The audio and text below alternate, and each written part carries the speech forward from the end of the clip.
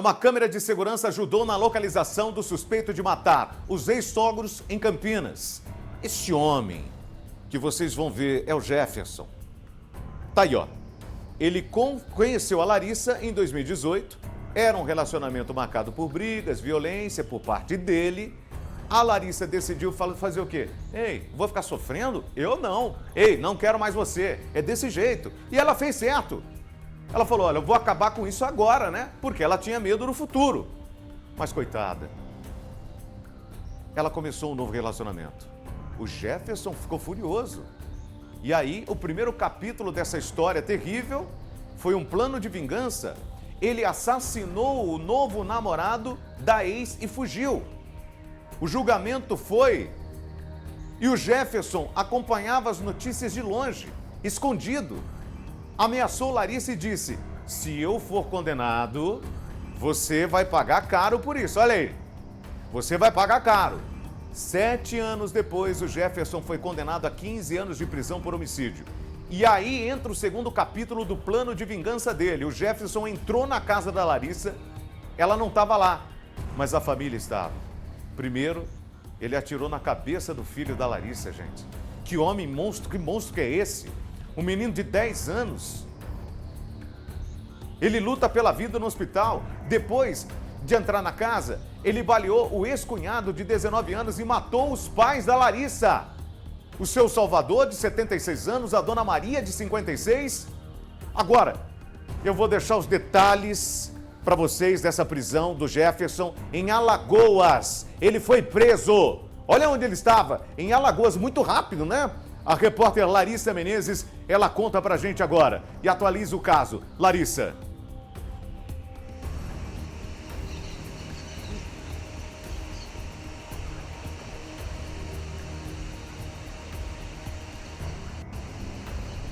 Olá para você, Edinho, e para todos que acompanham o Alerta Total, é isso mesmo. Olha, o Jefferson Silva Amorim, de 27 anos, e a Amanda Vitória Torres dos Reis, de 23, foram capturados depois de uma força-tarefa que envolveu, então, a Polícia Civil de Minas Gerais e a Polícia Rodoviária Federal. Isso porque eles eram procurados depois da chacina ocorrida na noite do último sábado no bairro Cidade Singer, em Campinas. A Amanda, ela foi a primeira que foi capturada em uma cidade chamada Várzea da Palma, em Minas Gerais. Ela estava hospedada em um hotel, mas ela não estava mais com o Jefferson.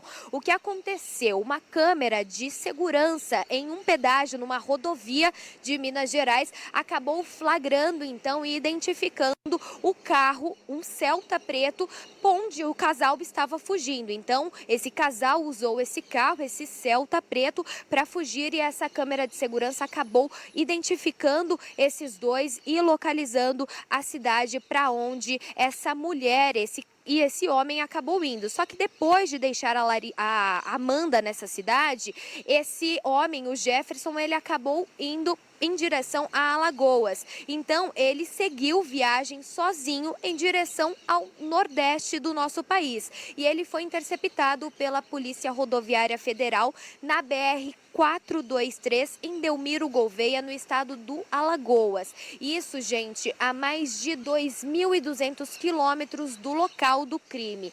Agora, para a gente entender melhor o que aconteceu, vamos voltar na noite de sábado. De acordo com o boletim de ocorrência, o Jefferson chegou numa motocicleta acompanhado de uma mulher, que seria a Amanda. Ela foi identificada, inclusive, por testemunhas por conta de uma tatuagem que ela tem na perna. Por isso, então, que a Polícia Civil conseguiu fazer a identificação dessa mulher. Ele chegou, então, nessa casa no bairro Cidade Singer, em Campinas, nessa motocicleta, acompanhado, então, da Amanda. E ele deu início, então, ao seu plano de vingança. Ele entrou no quintal da casa, onde uma criança de apenas 10 anos estava brincando com alguns gatinhos recém-nascidos. E nesse momento, ele acabou atirando contra a cabeça desse menino e também contra alguns gatinhos. 6 deles acabaram sendo mortos junto nessa tragédia que aconteceu no sábado à noite. Em seguida, a segunda vítima do Jefferson Jefferson foi a ex-sogra, a Maria de Lourdes Sobrinho, de 56 anos, que correu ao ouvir os barulhos e acabou sendo morta ali no quintal. Então o Jefferson atirou nela também e acabou sendo fatal. Então a morte dela foi constatada ali mesmo naquele local. Já dentro da casa, o Jefferson atirou contra o ex-cunhado, um jovem de apenas 19 anos de idade, que foi atingido no abdômen.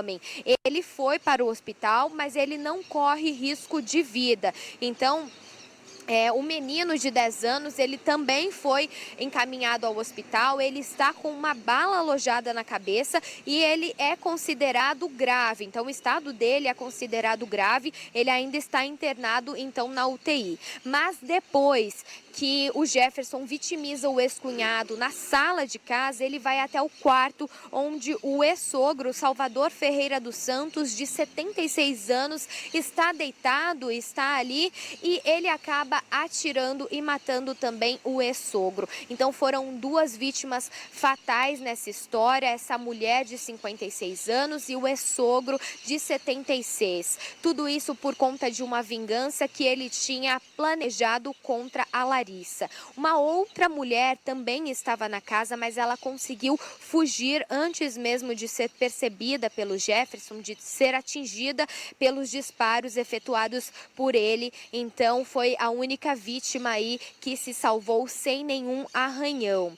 Agora, a mãe da criança, ela não estava na casa, a Larissa, como você bem disse, Edinho, mas ela contou para a Polícia Civil que ela teve um relacionamento com o Jefferson no ano de 2018. Foi um relacionamento breve, porque quando ela percebeu que o Jefferson era uma pessoa bastante agressiva, ela preferiu deixar esse relacionamento de lado. Ela já tinha o filhinho dela, o menino que hoje tem 10 anos e está internado, então ela preferiu abandonar aquele relacionamento, mas o Jefferson não aceitou muito bem isso. A Larissa seguiu a vida dela, continuou trabalhando, continuou fazendo as coisas dela e acabou conhecendo uma nova pessoa. E o Jefferson ficou sabendo disso e, para se vingar de alguma maneira da Larissa ou por um acesso de ciúmes, a Polícia Civil ainda vai entender todos esses detalhes. A investigação continua, o Jefferson ele vai ser ouvido.